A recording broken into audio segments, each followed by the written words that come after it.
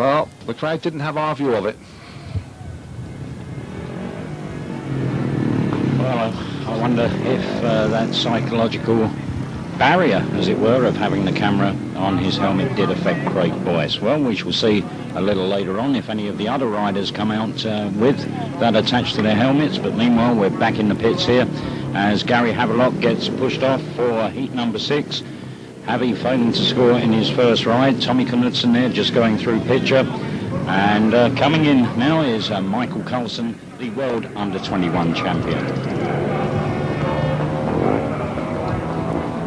Heat 6 then.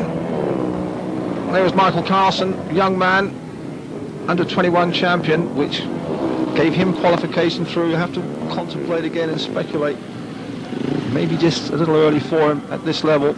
There are great riders that are not competing. In white, Gary Havelock there, well, Javi in those distinctive leathers. He needs points. Disappointing duck egg first time out. On the outside, it is Tommy Knudsen in yellow and black. There's the lineup. Cox on the inside, Marvin Cox. Next to him, Michael Karlsson. Gary Havelock in 3. Knudsen on the outside. You can see from our caption, they all really need points. Not the most impressive opening rides for any of the riders here in heat number 6. We're looking through the wire mesh at Tommy Knudsen. Spoilers on both front and rear wheel. They're supposed to correct any kind of gross oversliding or broadsiding. That's the theory anyway. Marvin Cox, the nuggety character, Bonnie Battler, under starters orders now. Heat number 6. Havelock looking for points from grid number 3. It has been a fast one, grid 3. It looks like Havelock has got out this time. He goes over. And Knudsen's in terrible trouble. Well, that was Tommy Knudsen from the outside, and it looked as though he was trying the big dive, and it looks as though he may have hurt himself. Certainly, there didn't appear to be contact between he and Gary Havelock. It was the outside grids that showed. Well, watch it again. You can see there's Tommy with the wheel in the air.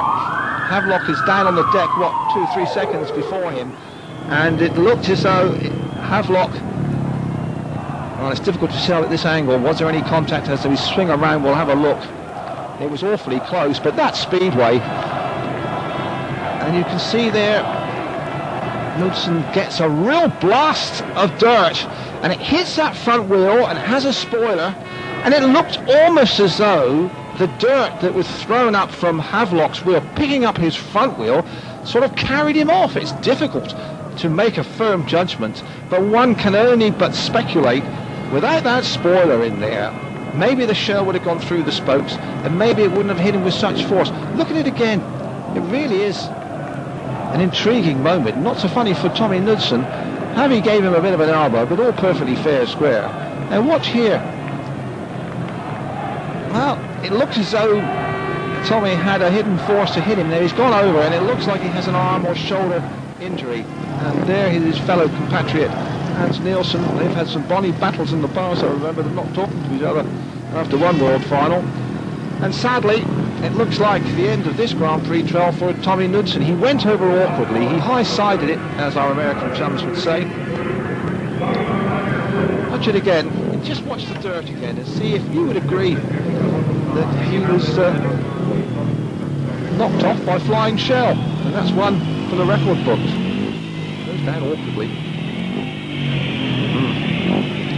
Tommy has had, sadly, a succession of arm and hand injuries. A weakness there.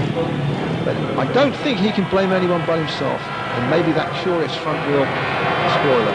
No real need for it apart from an advertising board. The crowd is sympathetic, and it looks like the end of the Wrocław adventure for Tommy Knudsen.